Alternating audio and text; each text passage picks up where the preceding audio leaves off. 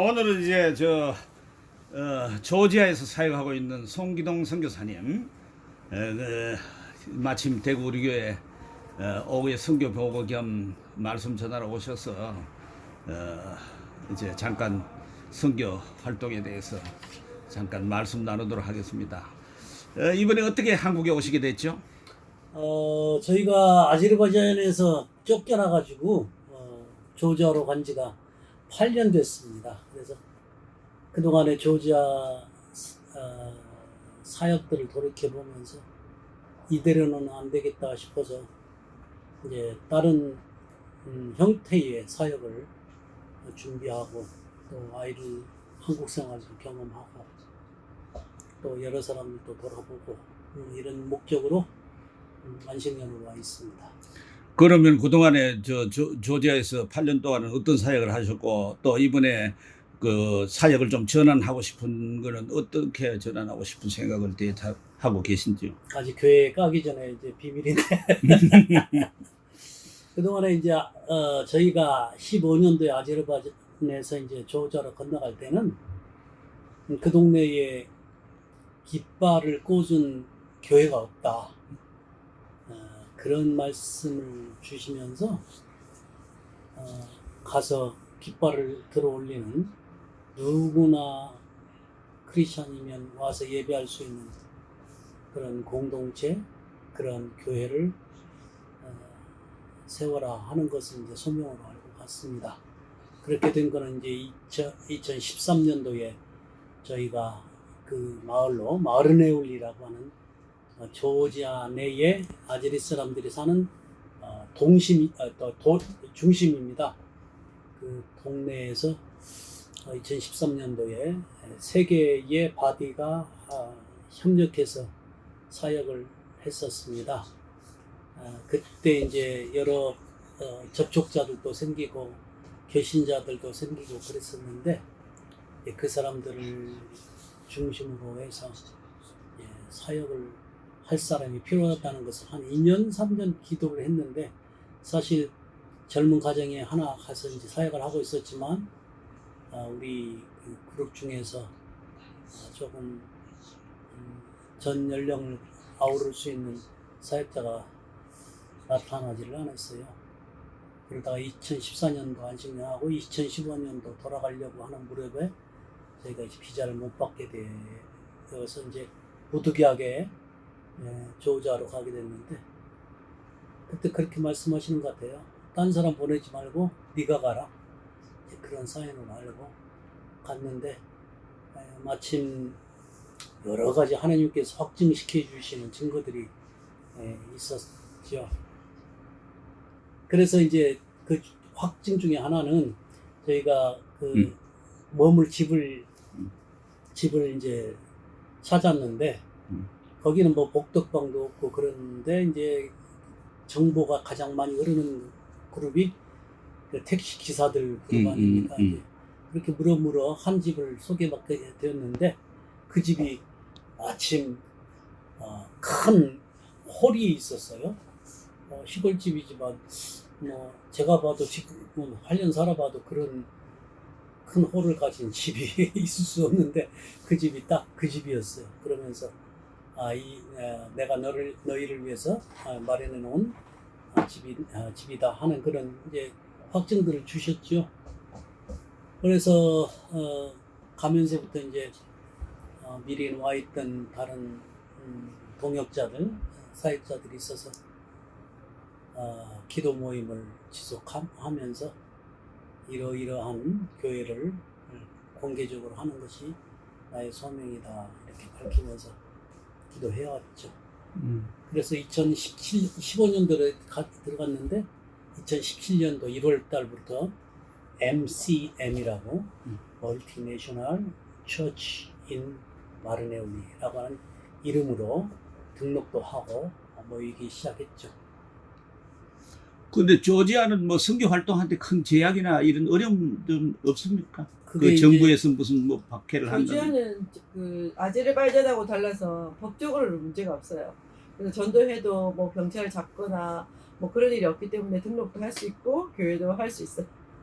아제는 지금 현재 선교 활동하기가 많은 제약이 있죠. 아제르바이잔도 지금 조금 바뀐 건 이제 이전에는 등록도 안 시켜줬는데 지금은 이제 현지인들이 교회를 하는 거는 허락을 해줘요. 등록도 시켜주고 하게 하고. 근데 이제 외국인이 하는 거는 아직도 좀 저제를 해요. 그래서 외국인들한테는 힘들지만 이제 현지인 선교사들이, 현지인 사역자들이 이제 교회를 할 수 있죠. 그럼 조지아는 지금 기독교 인구가 몇 퍼센트 개신교 특별히 정도 돼요? 이제 조지아 사람들 사이에서 예를 들어서 오래전부터 내려왔던 침례교회라든지 오순절 교회가 있어요. 정교회는? 정교회도 있고. 음. 그런데 이제 정교회를 복음화된 신자라고 부르기는 좀 어렵지 않는가 근데 생각이 트빌리시에 지금 요즘 들어서 그 개신교 교회가 한 뭐 10개 정도 된다고 들었어요, 최근에. 최근에 이제 미국 선교사도 많이 들어왔고, 좀 최근에 일어난 일들. 한인 선교사는 조지아에 몇 명 정도 있어요? 지금 저희가 이제 90명 이렇게 네트워크를 가지고 있어요. 그러면은 그 전에 아제르에서 사역은 주로 어떻게 하셨고 왜 저 비자가 안 나왔는지 짧게만 한번 얘기해 주시죠. 이제 주로 그 초기 뭐 90년대 초기에는 국가도 수습이 안 되고 그런 상황이기 때문에 사실 뭐 서류만 내면 비자 받는데 문제가 없었어요. 그러나 2000년도 들어오면서 이제 체제가 정비되고 2006년도부터 이제 석유 기금이 들어오기 시작하면서 부자가 됐죠. 그리고 나라 여러 체제도 정비가 됐고, 물론 이제 아제르바이잔 자체가 공화국이긴 하지만 민족 전체가 전통 무슬림 민족이죠. 그러다 보니까 외국 사람들이 들어와서 활동하는 것 자체에 대해서 꺼려하는 거죠. 왜냐하면 이슬람 신학이라는 것은 정교일치라고 하죠, 한국말로. 뭐 이슬람 세력이 커지면 그게 정치 세력화되는 그런 개념이 있기 때문에 예를 들어서 서양이나 이런 기독교 선교사가 오는 것은 그들에게 어떤 유해적인 요소로 인식될 수가 있기 때문에 그 선교사들을 잘 허용을 하지 않았죠. 송 목사님은 어떻게 해서 신앙생활을 하게 됐고 또 신학을 지망하고 또 선교사로까지 헌신하게 된지 짧게 한번 말씀해 주시죠. 항상 부탁이 그러더라고, 짧게 자세하게. 미션 임파서블입니다. 저는 뭐 신앙생활을 스스로 나가기 시작한 게 고등학교 2학년 때부터였고요. 대학교 때 이제 대학부 생활을 하면서 열심히 그때는 전국이 어려워서 대학교 등록을 해도 8학기 중에 3학기는 휴교를 해서 못 다녔죠. 그럴 때 이제 교회를 중심으로 해서 생활했고, 그거에 따라서 이제 신학을 하겠다는 결심을 했고, 군대를 목회 신학 선교사 그러는데 저는 이제 아직 초기 단계였지만, 한국 근대 선교의 초기 단계였지만 선교를 해보겠다고 하는 생각을 하게 됐죠. 그렇게 돼서 뭘 물어보시려고? 사모님하고는 어떻게 만나게 됐는지, 그리고 어떻게 해서 이제 선교에 같이 헌신하게 됐는지 좀 말씀해 주시죠. 저희가 만난 거는 파이디온 교사대학에서 이제 저희가 짝짓기를 해줘가지고 만나게 되었는데, 거기서 이제 청년들이 많이 오니까 둘 사람이 짝을 지어서 식사를 하게 하고 교제를 하게 해줬어요.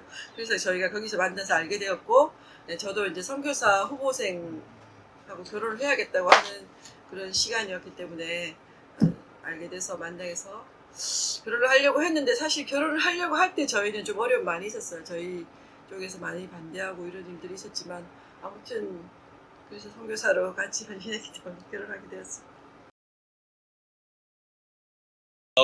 왜 주변에 반대해요? 송서방이 괜찮은데? 그거를 알려줄 방법이 없네요.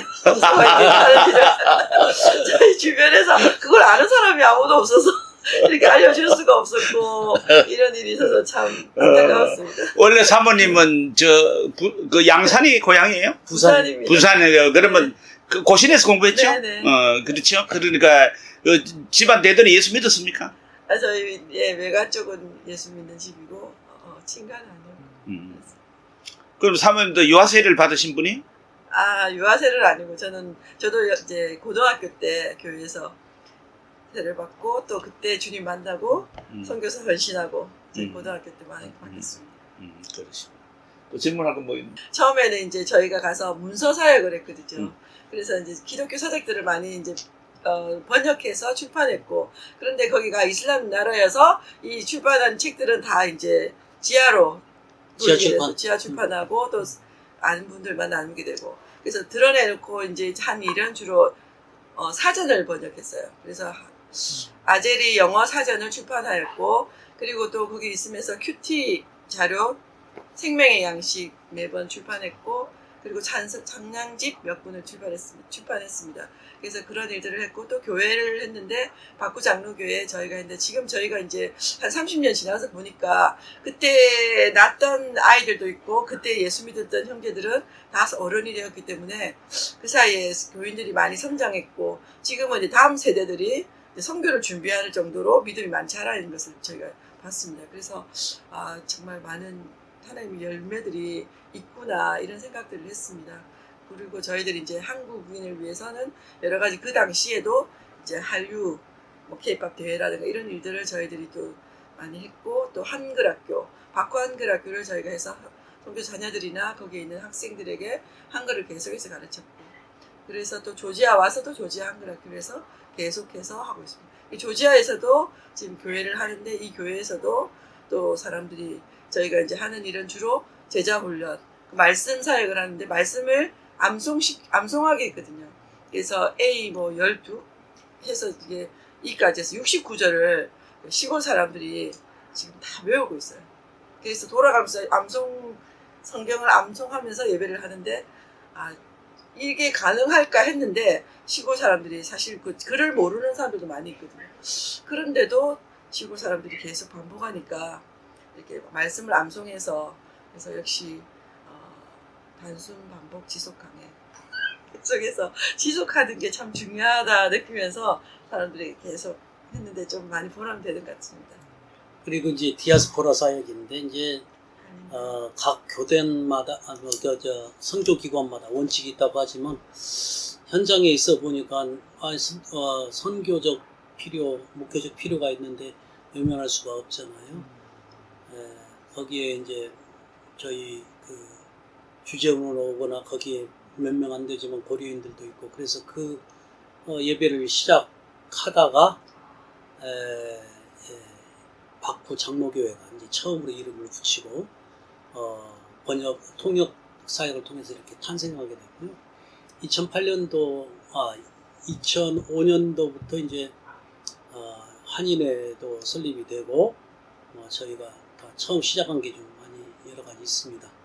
그리고 구체적으로 2008년도부터 또 한인 예배 공동체 시작해서 섬겼고, 그 기간 동안에 한인 예배 공동체를 통해서 또 알루브라고 하는 이제 작은 교회 지도자들, 가정교회 지도자들 연합을 했습니다. 그래서 그게 이제 이번에 알루브라고 하는 이름으로 종교단체로 이제 등록이 됐고, 아제르바이잔에 거기에는 이제 장로교회에 포함되지 않는 저희 제자 중에 여럿이 이제 다른 여러 형태의 교회로 나가서 섬겼는데, 여기에 교회들이 같이 연합하여서 사역들을 하고 있습니다. 그 중에 이제 국내의 시골 전도라든지 국경을 넘은 이제 심지어 우리가 있는 조지아의 그 아제리 민족 사역도 있을 뿐 아니라 이란에 들어서 아실지 모르지만 아제르바이잔 민족이 3천만 가까이 삽니다. 공화국은 900만인데 이란 쪽에 한 2,500 내지 3천만이 살고 있기 때문에 그 사람 결국 우리도 이제 나중에는 그 사람들을 향해서 나아가야 될 시점이라고 보고, 그렇게 이제 세 가지 공동체가 시작되었죠. 중요한 거는 이제 공동체가 시작될 때는 같이 먹는 게 참 중요하다. 한 공동체가 자리를 잡기까지는 적어도 3년 이상 식탁 공동체를 했습니다. 그리고 이제 이란에 대해서 약간 좀 더 말을 트자면은 우리 아이들이 이제 아침마다 저녁마다 이렇게 기도할 때마다 지금 이란 무너지기 위해서 기도를 하고 있거든요. 아시다시피 이슬람 혁명이 79년도에 일어나가지고 지금 44년이 돼가지고 그 전에 있던 크리스찬들은 다 해외로 쫓겨나갔죠. 지금도 무슨 개신교 지도자들이 있다면 다 사형을 시키고 괴롭히고 그런 상황이니까. 근데 이제 아시다시피 여성들에 의해서 지금 정치적 그 무브먼트가 굉장히 일어나고 있고 지속되고 있거든요.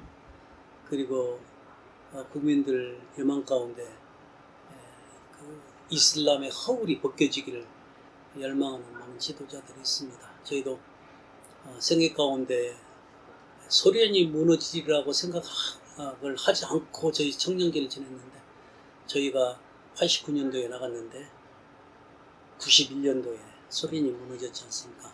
저는 그런 역사적 현장을 보면서 하나님의 때를, 이렇게 하나님의 경륜을 경험하게 됐는데, 이제는 남아있는 7천만의 갇힌 영혼들이 있는 곳이 이란 아닙니까? 이 이란이 무너지기 위해서 기도를 하고 있습니다. 선교사로 외국에서 생활하면서 여러 가지 고충도 많이 있고, 특별히 자녀들을 기르는데도 또 어려운 점들이 있을 수 있는데, 이미 자녀들이 다 성장해가지고 가정을 꾸리고 이렇게 이제 사회적으로 잘 살아가고 있는데, 어떤 고충이 있었고 또 그걸 어떻게 극복했는지 사모님 한 말씀 해주시죠. 애들이, 저희가 이제 처음에 아제르바이잔에 갈 때 사람들이 굉장히 염려를 많이 했거든요.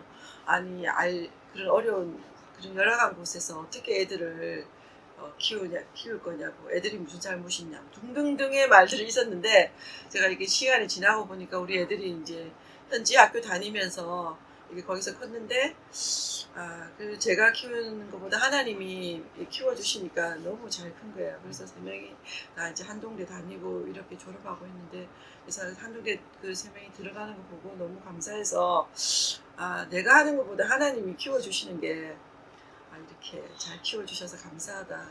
제가 사실 거기에 도전이 돼서 우리가 다음에는 또 어떤 일을 할까, 애들이 빈둥지가 될 때, 그래서 저희가 애를 한 번 더 키우자. 그렇게 하기로 하고, 입양을 제가 48살에 입양을 해서 아들 2을 키웠거든요. 그래서 6개월, 1년이었는데 지금 이제 11년이 지나서 이제 5학년, 6학년이 된 저희 아들 2이가 컸습니다. 그래서 이렇게 자녀에 대해서 염려가 많지만, 제가 하는 것이 아니라 어떤 어려운 어떤 환경이어도 또 우리 하나님 키우시기 때문에 너무 염려하지 않고 해도 되겠다, 이런 생각입니다. 그 선교지가 많이 있는데 어떻게 해서 그 중앙아시아죠, 그게 아제르바이잔에 가게 되셨는지, 그쪽은 뭐 별로 그전에 가는 분들이 없는 것 같은데. 제 성격이 좀 외골져서 다른 사람 하는 일을 별로 안 좋아하고, 다른 사람이 하지 않는 일을 좋아하거든요. 사실 이제 소련이 무너지면서 고려인들이 존재가 더 드러나게 됐는데, 다른 지역을 돌아보니까 제가 안 가도 고려인이 있는 곳에는 한국 선교사가 가겠다, 그런 생각이 들어서 지역적으로, 지리적으로 좀 떨어진 아제르바이잔으로 가게 된 거죠. 이쪽은 이제 보통 다른 지역과는 다른 게 이제 코카사스 산맥과 카스피안해가 가려져 가지고 고려인들이 많이 안 살지요. 그리고 이제 무슬림 지역이고, 당시 이제 우리가 갈 때는 또 이 아르메니아와 아제르바이잔의 민족 분쟁이 있던 그런 상황이기 때문에 여기는 정말 사람들이 안 가겠다 싶어서 이제 거기를 선택해서 간 거죠. 선교 전망은 어떻게 내다보고 계시고, 또 이제 앞으로 이제 얼마 후엔 또 은퇴도 하실 날도 있을 터인데, 후배들이 또 와서 선교사지를 이어받아야 될 것 같은데, 그런 어떤 고충도 있지 않을까요? 저는 뭐 그걸 그렇게 생각하지 않습니다. 제가 있던 자리에 후배가 와야 된다는 생각 안 하고, 오히려 그 현지인들이 커가지고 그들에 의해서 이어져야 되지요. 이제 전망이라고 하는 거는 이제 우리가 막 문을 여시는 분이 하나님이시고 닫은 분이 하나님이시기 때문에 거기서 의지하지만은 전략적으로 저희가 바꾸겠다는 생각은 뭐냐면, 신앙 공동체가 신앙만 예배만 같이 드린다고 신앙 공동체가 되는 게 아니라 그 사람들의 전 삶과 생애를 책임져 줄 수 있는 공동체가 되어야 된다는 그런 마음을 주셔가지고 돌아가면은 이제 일종의 협동조합, 성도들에 의한 협동조합 체제를 하고 거기서 그 생산할 수 있는 물건들과 경제적으로 이게 서포팅이 안 되면 지속될 수가 없거든요. 그리고 아시다시피 이슬람 사회라는 것이 독자적으로 이렇게 살아내기가 쉽지 않거든요. 그 예수 믿으라 하고 뭐 먹을 것이 없으면 그 사람들이 견디지 못하고 아시다시피 또 많은 젊은이들이 유럽 대도시들로 나가고 있는 형편이거든요. 그렇기 때문에 제가 이제 저에게 하나님이 주신 대안의 방식으로는 협동조합 체제를 그쪽에 심어서 스스로 자급하고 자족하고 또 자전할 수 있는 공동체가 세워져야 되지 않는가 그런 과제를 가지고 지금 한 10년을 보내고 있습니다. 그래서 우리 한국 교회도 이제 참 조금 생각을 다시 해야 될 때가 된 것 같은데 오랫동안 선교 활동을 하시면서 우리 한국 교회의 선교의 어떤 정책이라든지 방향이라든지 그런 걸 앞으로 어떻게 해가는 것이 좋을는지. 사실 저는 이제 한국 교회를 떠난 지가 35년인데 한국 교회 상황을 정확하게 파악은 못하지만 어느 정도 파악하고 있죠. 사실은 한국 교회의 대사회적인 관계에 있어서 존경을 못 받기 때문에 하향세로 지금 기울고 있고 저희가 가슴 아픈 얘기지만 역사는 그렇게 돌아가지 않습니까? 이제 앞으로 선교 전략이라는 거는 정예화되고 집중적인 것보다도 자립적인 그런 방향으로 나가야 되지 않을까 싶은데요. 신앙의 열정이 떨어지면 모든 문제가 허사해요, 사실은. 예를 들어서 이슬람 사회에서 그들의 세계관은 뭐냐면 이슬람 신자면 무조건 선교사다라는 그런 의식이 있거든요. 예를 들어서 사업가면 외국에 나가서 사업을 하잖아요. 그들의 목적은 이슬람을 전파하는 것이죠. 정치인들은 물론 그렇고요.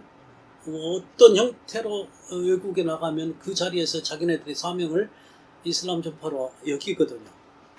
그만큼 이제 그들의 삶과 그들의 신앙이 일치가 되는 거죠. 어떤 측면에서는 기독교인들에게 있어서는 이원화된 그런 삶과 가르침의 분리가 있지 않는가 그런 생각을 해볼 때 그것을 연합시키고 통일시키는 이론화 과정을 통해서 정예화된 선교사가 나가야 되지 않을까 그런 생각합니다. 그런 걸 어때요? 전에 보면 정성현 장로가 중앙아시아에 가서 그 농업 선교를 했잖아요. 예. 시니어로. 한국 교회는 지금 많은 평신도들이 이제 사회적 경험을 가지고 직장에서 퇴직한다든지 이래가 돈도 있고 또 어떤 기술이라든지 재능 전문 분야의 어떤 그런 것들을 가지고 있으면서 시니어 선교 해서 나가는 것들도 많이 있는데 시니어 선교와 그 지역에 대한 것들 연관지어서 생각하면 어떤 아이디어가 있을까요? 한 20년 정도 시간이 지난 것이 시니어 선교라고 하는 말이. 그런데 이렇게 우리가 눈에 띄는 뭐 어떤 건 없더라도 많은 영역에서 그 역할들을 감당하셨다고 저는 생각을 하거든요. 이전에 이제 그 CIS 회장단 모임이 있었어요. 세계 한인회 회장단대회에서 제가 이제 그 토론한 것을 발표할 기회를 가졌었는데 저는 그런 얘기를 했습니다.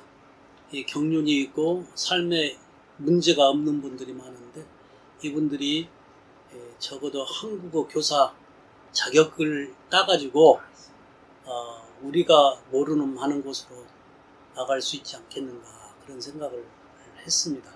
단지 교회에는 타이틀을 주고 기도 서포트하고 네트워크 시켜주고 그런 일을 예를 들어서 지금은 그래도 꼭 한민족이 아니라도 한국말을 배우겠다는 얼마나 많은 열화 같은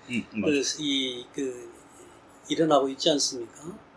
그때 제가 이제 벌써 한 10여 년 전인데 그런 얘기를 했었어요. 터키 경우를 들면서 터키는 자기가 터키족의 종주국이라 생각해서 구소련 지역에 8개 터키 종족 공화국에 TRT라고 하는 국영방송을 송출을 했습니다. 송출을 한 효과가 뭐냐면은 예산을 많이 썼겠죠. 언어를 통일시킨 거예요. 그러니까 중앙아시아 어디 나라를 가더라도 테레테 원이 있었죠. 지금처럼 뭐 채널이 다양하지 않은데 공중파로를 통해서 그래서 그 사람들이 터키 민족이라는 그 아이덴티티를 같이 형성하고 있는 거예요. 왜? 언어가 통일되니까.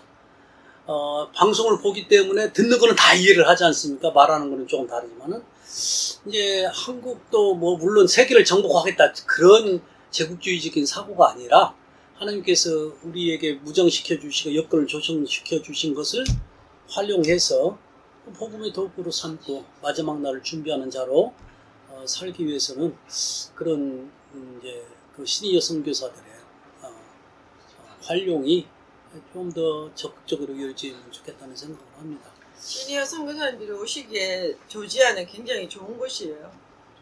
그래서 지금 트빌리시에 많이 오셨거든요. 그런 분들이. 그래서 그분들이 사시는데 제가 이렇게 봤을 때 한 5년 이상 사시기 조금 어려우신 것 같고 몇 년은 봉사하시고 사시기에는 조지아에 오시는 건 가능한 것 같아요. 많이 오셔도 될 것 같아요. 그러니까 저는 이제 뭐 가서 여건이 좋은 것보다도 자기 역할이 있는 곳을 찾아가면 좋겠다는 생각을 하죠. 혹시 이제 기도 제목이나 뭐 또 가장 중요한 거는 지금 저희 동네에 같이 사역하는 아제르바이잔 사역자 중에 한 사람이 있는데 TOF라고 소위 말하는 청색증 선천적 심장 기형이 있는데 이 형제가 지금 36살, 7살이 됐습니다. 결혼을 해서 딸도 하나 있는데 평생 그 맑은 얼굴을 가져본 적이 없어요. 항상 파래해가지고 건강도 약하고. 그래서 의사들 말로는 이 친구는 언제 죽어도 이상할 것이 없는 그런 상태다. 그런 상황인데 이 형제를 한국에 불러서 수술을 하려고 하는 지금 과정에 있습니다. 다행히 치료비는 어느 복지재단에서 대주겠다고 하는데 항공비와 여기 그 과정이 좀 복잡하대요. 한 4번 정도 수술을 해야 되는데 그 체류기간이 한 1년 정도 되는데 1년 정도 비자가 나와야 되겠고 생활비가 좀 준비가 돼야 되는 그런 상황이 있고요. 두 번째는 이제 아까 말씀드린 것처럼 기도 제목이라고 볼 수 있겠습니다. 우리 이제 아이들도 우리 두 꼬마 청년들도 학교 생활 잘하고 학습 능력을 향상시켜서 현지로 돌아갈 수 있게 되길 바라고 있습니다. 인터뷰에 응해주셔서 대단히 감사합니다. 감사합니다. 가실 때까지 편안하게 그리고 또 기도하는 모든 제목이 이루어지길 바라고 우리도 힘써 기도하도록 하겠습니다. 또 후원이 필요하신 분들은 아래에 후원 링크 주소를 넣어놓을 테니까 많은 참여를 바랍니다. 감사합니다. 감사합니다.